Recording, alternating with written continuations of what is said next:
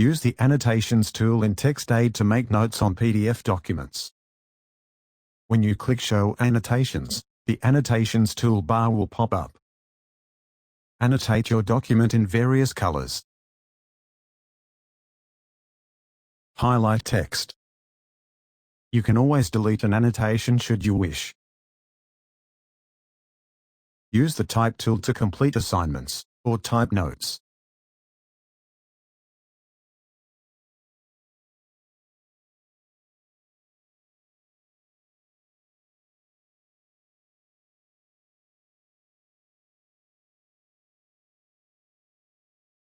Use the Selection tool to select parts of the document you'd like to listen to.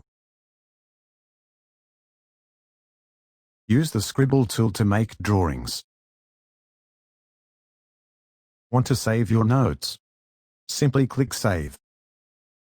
You can also print the page with your notes. Click Print. This way, you can turn in assignments or use your notes to study later.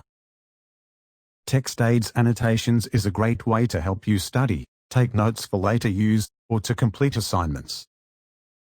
Get started with ReadSpeaker TextAid today by signing up for a free trial.